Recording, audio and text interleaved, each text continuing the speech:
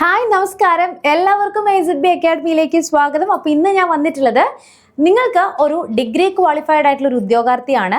നിങ്ങൾ +1 ആൻഡ് +2 മാത്സോ ബയോളജിയോ പഠിച്ചിട്ടുണ്ടെങ്കിൽ ഡെഫിനറ്റ്ലി നിങ്ങൾക്ക് എഴുതാൻ പറ്റുന്ന ഏറ്റവും മികച്ച ഒരു ജോലിയുടെ നോട്ടിഫിക്കേഷൻ ഉടൻ തന്നെ PSC റിലീസ് ചെയ്യാനായിട്ട് പോവുകയാണ്. അപ്പോൾ നമുക്ക് ഏത് നോട്ടിഫിക്കേഷൻ ആണ്, മാത്രമല്ല അതിനെക്കുറിച്ച് കൂടുതലായിട്ടുള്ള കാര്യങ്ങൾ എന്ത് ചെയ്യാം, നമുക്കൊന്ന് ഡിസ്കസ് ചെയ്യാം. അപ്പോൾ ഞാൻ പറയാനായിട്ട് പോകുന്നത് കേരള ഡയറി ഡെവലപ്മെന്റ് ഡിപ്പാർട്ട്മെന്റിൽ ഡയറി ഫാം ഇൻസ്ട്രക്ടർ എന്ന് പറയുന്ന പോസ്റ്റിന്റെ നോട്ടിഫിക്കേഷൻ ആണ് ഉടൻ തന്നെ PSC ഈ വർഷം തന്നെ എന്ത് ചെയ്യാൻ പോകുന്നത്, റിലീസ് ചെയ്യാനായിട്ട് പോകുന്നത്. അതായത് നിലവിൽ നമുക്ക് ഇതിന്റെ നോട്ടിഫിക്കേഷൻ PSC റിലീസ് ചെയ്തിട്ടില്ല, റിലീസ് ചെയ്യാൻ പോകുന്നേ ഉള്ളൂ. ഓക്കെ, ഇനി ഇതിന്റെ ഒരു ഹൈലൈറ്റ് എന്ന് വെച്ച് കഴിഞ്ഞാൽ നമുക്ക് മെയിനായിട്ടും ഡയറിയുമായി ബന്ധപ്പെട്ടുകൊണ്ട് തന്നെ നമുക്ക് ഗവൺമെന്റ് സ്കീംസുകളൊക്കെ നടപ്പാക്കുക, ഡയറിയുമായി ബന്ധപ്പെട്ടുകൊണ്ട് അതിന്റെ വാക്സിനേഷൻ, സബ്സിഡി തുടങ്ങിയ കാര്യങ്ങൾക്കൊക്കെ കൃത്യമായിട്ടുള്ള ഇൻസ്ട്രക്ഷൻസ് കർഷകരൊക്കെ ആയിട്ട് നമുക്കൊരു സോഷ്യലി കമ്മിറ്റ്മെന്റ് ഉള്ള നല്ലൊരു ജോലി തന്നെയാണ്. അതുപോലെ ഫീൽഡ് വർക്കും വരുന്നുണ്ട്. അപ്പോൾ ഇതെല്ലാം കൂടിയിട്ട് ഓഫീസ് വർക്കും വരുന്നുണ്ട്. ഇതെല്ലാം കൂടിയിട്ടുള്ള നല്ലൊരു മികച്ച ജോബ് ഓപ്പർച്യൂണിറ്റിയാണ് നമ്മുടെ മുന്നിലേക്ക് വരുന്നത്. കയറുമ്പോൾ തന്നെ ഇൻ ഹാൻഡ് നമുക്ക് ബേസിക് പേ, ഇൻ ഹാൻഡ് അല്ല ബേസ് പേ നമുക്ക് ഏകദേശം 35,600 പുതിയ ബേസ് പേ കമ്മീഷൻ വെച്ചിട്ട് നമുക്ക് വരുന്നത്. ഇൻ കേസ് ആൻഡ് ദെൻ നമുക്ക് നിലവിൽ എത്ര രൂപ വരെ, അതായത് നമുക്ക് ഏകദേശം 35 സ്റ്റാർട്ട് ചെയ്താൽ 75,400, അതായത് 75,400 രൂപ വരെ ഇൻ ഹാൻഡ് നമ്മുടെ കയ്യിലേക്ക് കിട്ടുന്ന, നമ്മുടെ ഇൻ ഹാൻഡ് നമ്മുടെ കയ്യിൽ ലഭിക്കുന്ന ഒരു മികച്ച ജോലിയുടെ അവസരം കൂടിയാണ് ഇത്.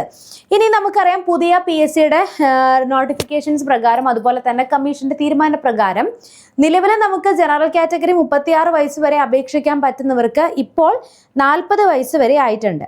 അപ്പോൾ നമുക്ക് എന്താണ്, ഈ ഒരു പോസ്റ്റിൽ 40 വയസ്സ് വരെ ജനറൽ കാറ്റഗറിക്കും 43 വയസ്സ് വരെ OBC കാറ്റഗറിക്കും 45 വയസ്സ് വരെ SC ST കാറ്റഗറിക്ക് എന്ത് ചെയ്യാൻ പറ്റും, അപേക്ഷിക്കാനായിട്ട് പറ്റുന്ന ഒരു പോസ്റ്റാണ്. ഓക്കെ, ഇനി ഇതിന്റെ എഡ്യൂക്കേഷൻ ക്രൈറ്റീരിയ ഞാൻ തുടക്കത്തിൽ പറഞ്ഞ പോലെ തന്നെ നിങ്ങൾ ഡിഗ്രി ക്വാളിഫൈഡ് ആണ്.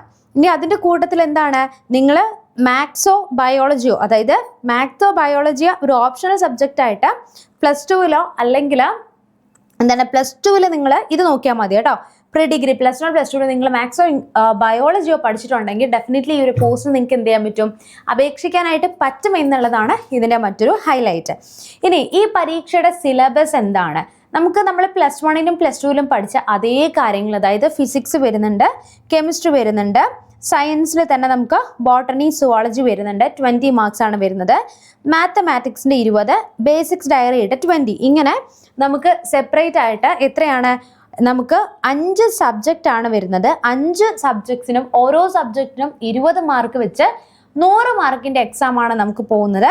അതിൽ ഫിസിക്സിന് 20, കെമിസ്ട്രിക്ക് 20, ബോട്ടണി സുവോളജിയും കൂടെ കൂടിയിട്ട് നമുക്ക് 20 വരുന്നുണ്ട്, മാത്സിന് 20 ആണ് വരുന്നത്, ഡയറി സയൻസ് 20. നമുക്ക് ഇതിൻ്റെ ഡീറ്റെയിൽ ആയിട്ടുള്ള സിലബസ് എന്ത് ചെയ്യാം, വരുന്ന ദിവസം ഞാൻ ഡെഫിനറ്റ്ലി വീഡിയോ ആയിട്ട് വരുന്നതായിരിക്കും കേട്ടോ. ഇനി അതേപോലെ തന്നെ ഈ ഒരു പോസ്റ്റ് നിലവിൽ നമുക്ക് അഡ്വൈസ് വന്നിട്ടുണ്ടായിരുന്നത് എന്നാണ് 5/12/2024. ഈ പോസ്റ്റിൻ്റെ റാങ്ക് ലിസ്റ്റിൻ്റെ കാലാവധി അല്ലെങ്കിൽ റാങ്ക് ലിസ്റ്റിൻ്റെ ക്യാൻസലേഷൻ എന്ന് പറയുന്നത് 3 ഇയർ ആണ് വരുന്നത്. അതുകൊണ്ട് തന്നെ 5/12/2027 എന്ത് ചെയ്യും, ഈ പരീക്ഷയുടെ എക്സാമിൻ്റെ, അതായത് റാങ്ക് ലിസ്റ്റിൻ്റെ ക്യാൻസലേഷൻ വരുന്നതാണ്. 3 വർഷത്തെ റാങ്ക് ലിസ്റ്റ് വാലിഡിറ്റി വരുന്നത്. അപ്പോൾ നമുക്ക് നിലവിൽ ഇപ്പോൾ ഞാൻ ഈ ഒരു വീഡിയോ ചെയ്യുന്നത് ഓഗസ്റ്റ് മന്താണ്, ഓഗസ്റ്റ് 11-നാണ്. അപ്പോൾ ഇന്ന് വരെയുള്ള ഏറ്റവും ലേറ്റസ്റ്റ് ആയിട്ടുള്ള അഡ്വൈസിൻ്റെ ഡീറ്റെയിൽസ് ആണ് ഞാനിവിടെ എടുത്തിട്ടുള്ളത്. അപ്പം നിലവിൽ അതായത് ഏകദേശം ലാസ്റ്റ് അഡ്വൈസ് പോയിരിക്കുന്നത് 16/6/2026 യെസ്. അപ്പോൾ June 16-നാണ് ലാസ്റ്റ് നോട്ടിഫിക്കേഷൻ അഡ്വൈസ് പോയിരിക്കുന്നത്. നിലവിൽ 70 അഡ്വൈസ് വരെ പോയിട്ടുണ്ട്. OC 48 വരെ, നമുക്ക് SC ST അതുപോലെ LC OBC ഓരോന്നിൻ്റെയും ഡീറ്റെയിൽ ആയിട്ടുള്ളത് OBC കാറ്റഗറിയിൽ തന്നെ നമുക്ക് ഓരോന്നിൻ്റെയും പോയിരിക്കുന്ന ഡീറ്റെയിൽസ് നമ്മൾ എന്ത് ചെയ്തിട്ടുണ്ട്, കൊടുത്തിട്ടുണ്ട്. അപ്പോൾ നമുക്ക് ഈ ഒരു പരീക്ഷയുടെ നോട്ടിഫിക്കേഷൻ ഏകദേശം 2022-ലാണ് വന്നിട്ടുള്ളത്. എക്സാം നടത്തിയത് 2023-ലാണ്. നമുക്കൊരു ഇൻ്റർവ്യൂ സ്റ്റേജ് കൂടെ ഉണ്ടാകും. ഇനി അതിനുശേഷം നമുക്ക് ഇതിൻ്റെ റാങ്ക് ലിസ്റ്റ് വന്നത് 2024 അപ്പോൾ ഒരു ജോലി നമുക്ക് ഓൾമോസ്റ്റ് നോട്ടിഫിക്കേഷൻ വന്നിട്ട് 3 ഇയർ എടുത്തിട്ടാണ് നമുക്ക് ആ ഒരു പോസ്റ്റിലേക്ക് എന്ത് ചെയ്യുന്നത്, അപ്പോയിൻമെൻറ്റ് കിട്ടുന്നത്. അതുകൊണ്ട് തന്നെ ഈ വർഷത്തെ നോട്ടിഫിക്കേഷൻ വിട്ടുപോയി കഴിഞ്ഞാൽ ഇനി വരുമല്ലോ എന്ന് വിചാരിച്ചിരിക്കുമ്പോൾ നമുക്ക് അവിടെ 6 വർഷമാണ് നമ്മുടെ മുന്നിൽ പോകുന്നത്.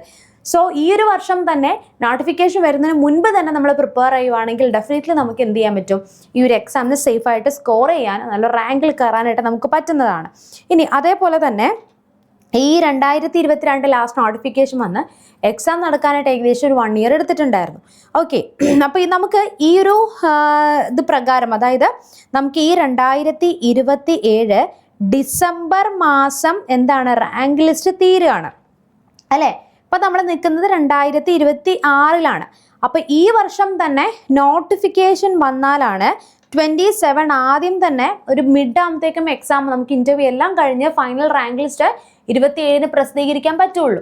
സോ അതുകൊണ്ട് തന്നെ ഇപ്പോൾ ഓൾമോസ്റ്റ് നമ്മൾ എന്താണ് ഈ ഒരു വർഷം ലാസ്റ്റോട് കൂടിയിട്ട് ഇതിൻ്റെ നോട്ടിഫിക്കേഷൻ നമുക്ക് പ്രതീക്ഷിക്കാനായിട്ട് സാധിക്കുന്നതാണ്.